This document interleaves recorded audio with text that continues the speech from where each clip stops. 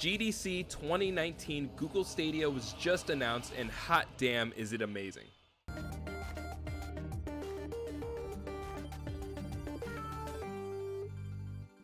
What's going on, everybody? Deshaun over at Don't Give a Bit, and I'm really excited today. I really am excited. I just finished this Google Stadia keynote, and hot damn, I'm just excited for all the things that Google really has to offer.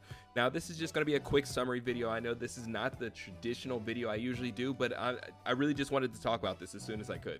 So the keynote starts off with the guy, CEO of Google, stepping out on the stage. You know, he's just talking about some stuff like, hey guys, I don't really know gaming, but you know who does?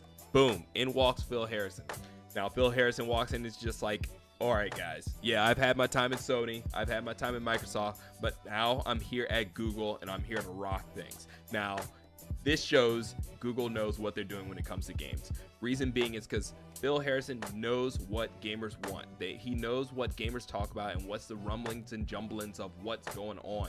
So he comes in, first thing he does is he talks about Project Stream. Project Stream is the Google streaming initiative that was released 2018 that welcomed beta players into the streaming world to test out Assassin's Creed Odyssey on low-end and high-end hardware. And I will say, as being one of the beta testers, playing Assassin's Creed Odyssey on a Chromebook, playing it on PC, playing it on any laptop that was around me, it really is an amazing piece of software, or it was.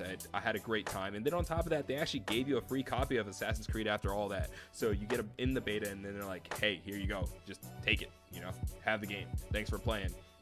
So anyways, moving forward, Phil Harrison shows that same game being played on multiple different platforms. He has the phone set out, the laptop, the Chromebook, all that good stuff right there, and then even a TV. So we start right out on the Chromebook, and he emphasizes that this is low-end hardware just to show the capabilities of streaming. And he makes sure to let everyone in the crowd knows that, hey, this is real time. This isn't a concept. This is real time. This is actually our hardware. So let's go ahead and stream. So we start streaming on the Chromebook, and then instantly the seamless transition from the Chromebook to the PC to the phone is amazing. It really is amazing. Just picking off from the same instance from the last game, not having to start over, not having to load a save, just picking right up from where you left off, and then finally being transferred onto the TV. Now, the biggest thing to note about the TV is we finally get a first chance to see the Google Stadia controller. Now, I'll be honest, it's no surprise. We all knew what this controller was going to look like. It's exactly like the patent looked like. It just looks like the typical standard 2018, 2019 controller setup. Double thumbsticks down at the bottom. You have your share button. You have your start, stop, all that good stuff. One of the things to note is, though, Phil Harrison made sure to emphasize that traditional USB controllers would work with Google Stadia. He knows that everyone's not going to enjoy playing on this new controller, so just play your old traditional controllers if you'd like. There's no downside of doing that, which is really cool to me. I think that's a really cool step forward, instead of having to get a third-party controller that's modded like the controller type that you enjoy. Personally, I think that the offset thumbsticks are my favorite, so I enjoy Xbox controllers, but I have to get a third party to play an Xbox controller type on a PlayStation 4. And I know others are the exact opposite, so it's really cool to be able to play your old traditional controllers with Stadia, so you no longer have to get a third-party controller or have to use their controller. At the same time, he also makes sure to note that the controller has its own advantages. It has the Google Assistant button. Now, if you're not aware what the Google Assistant button does, it allows you to bring up the Hey Google, OK Google, all that good stuff Google option. I'm sorry for all the people who I just brought that up on their devices. It allows that to come up and make voice commands to the game. Now, in this case, for gaming, they kind of showed Crystal Dynamics' Rise of the Tomb Raider and how that would work when implemented in that specific game. He asked about, where do I go? You know, how do I finish this puzzle? What do I do next? And it just popped up. Now, this is a really cool integration into not breaking the immersion of a game, but also still getting the tips, because traditionally, what do? You Alt-Tab, or you go to the nearest computer and you type in Google or YouTube or any other type of browser in order to get the tips that you need in order to keep moving forward in the game. It kind of breaks you away from the gameplay. Instead, in this case, your controller already has a mic built in, and you just ask the controller. Google also mentioned how the controller was going to be set up on Wi-Fi, and it would just work with all devices. Another cool thing to me, working with your phone, working with your TV, Chromebook, that's really cool. Just once again, that seamless transition, that it really is that convenience factor that Google is aiming for, that accessibility. Another really cool aspect that Google was really talking about with Stadia was their multiplayer component. Now, what they did here was really slick. It was really low key, but it was really slick. If you remember earlier on, split screen used to be a huge topic of discussion, just not having that couch co-op capability anymore, simply because the current consoles just can't handle it. If you're gonna render a game and then having to render it again for another person, it just drops the quality of games. It's unfortunate, but it's just one of the prices to pay with these current gen consoles and these current gen graphics. However, Google kind of slipped in. It's like, couch co-op's back, baby, and it's better than ever, because of the fact that it is two separate instances of Stadia playing at once. So each player will have its own instance of the game. Therefore, it's not bogging down the overall quality of the game. I think that's absolutely amazing. Not only the couch co-op, but they kind of went into the other aspects of multiplayer and how it's to be integrated, with kind of their split screen and screen sharing through a system, Stream Connect, or I guess that's the concept behind it, Stream Connect. What they did with this was the fact that you could be playing a first-person shooter, trudging through the gameplay, the terrain, and not being able to see the field in front of you.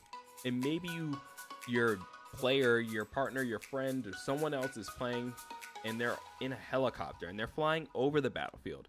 And instead now you can just take their screen and bring it over to yours. So you're actually seeing what they see in your game, which is really cool. Obviously now in this example, that's not something that we would implement in a typical first-person shooter, just because that would kind of break the game. Yeah, it's really pointless. But it's just cool to think of the possibilities that the developers have on hand when you're really looking at these different capabilities of this platform. Also, another really cool thing was the fact that it also allows for crowd play. Now, crowd play is a whole different form of multiplayer. It is for a content creator who may be streaming a game who wants to play with his or her fans, viewers, or community.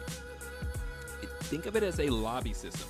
A lot of times when you play like traditional fighting games and you're all queued up to play against the next person who's rocking the round, and everybody's kind of in line, that's what crowd play was displayed as. It's kind of like this waiting line to hop into the game next to play with your content creators. It's really cool. It's definitely a really strong way to engage community and kind of like to spread the love a little bit more.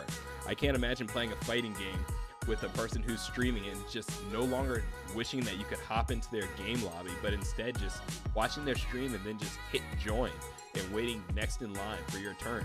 I think that's absolutely amazing. It's going to be a game changer. It's a really cool way to do it. One other thing that we saw there was really cool was this style swap based off of Style Transfer ML.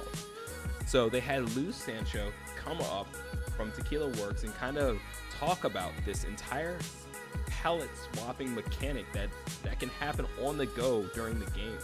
It was just implementing different styles from different artworks, like artworks that are just established, just importing Starry Night or importing Pac-Man and just drastically changing the style of this game.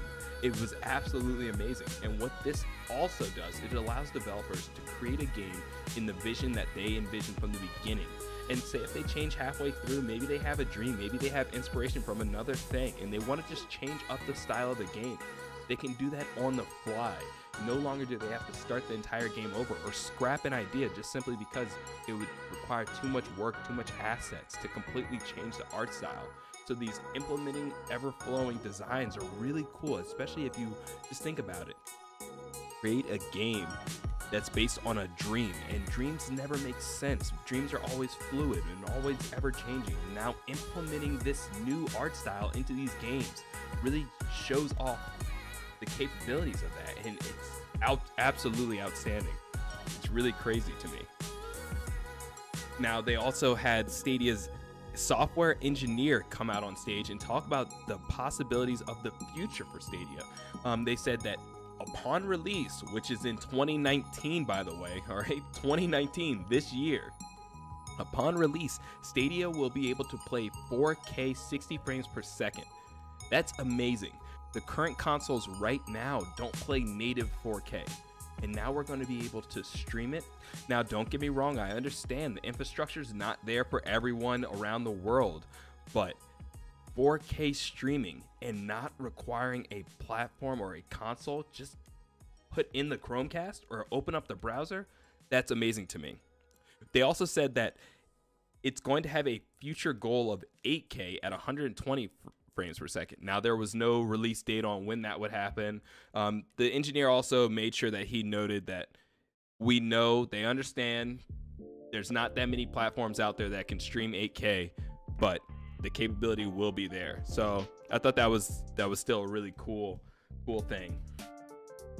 Lastly, and I think maybe the most important thing, crossplay, cross-save. Bill Harrison made sure to mention that it was cross-play and cross-save.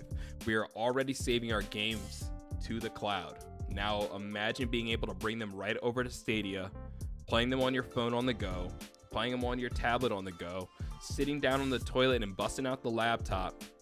It's crazy to me, just the fact that you would be able to play these games in multiple places at any time.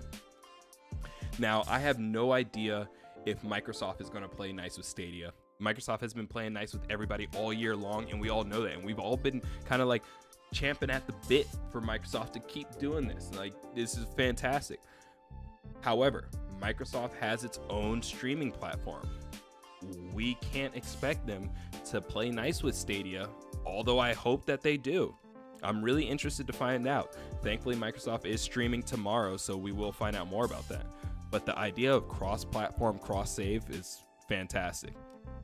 Pushing the industry in a way that we want to see it move towards, which I think is really cool. Now, I never thought I would say this. I really didn't, but honestly, I'm more excited for Google Stadia than I am Xbox 2 or PlayStation 5. Like, don't get me wrong. I'm really excited to see what these next generation of consoles have to offer, but the idea of them is still cemented in the realm of possibility, if that makes sense. However, Google Stadia came in here and just showed me new ideas that I never would have imagined. I just never would have thought of. The capabilities of this is just out of this world to me. So that's why I'm excited. I just can't imagine just constantly moving forward with this platform, and it's really cool to me. While the Xbox and the PlayStation is almost grounded in reality. So we'll have to wait and see. I'm just really excited for it. I really am. I hope it keeps moving forward in this. I can't wait to play it. So I'm definitely going to be there day one to give my impressions. I can't wait. So thank you so much for watching. I appreciate it so much. If you enjoyed the content, think about subscribing, hanging around sometime, sit down, chat with me. So as always, sit down, shut up, and play some games. And until next time, stay pretty.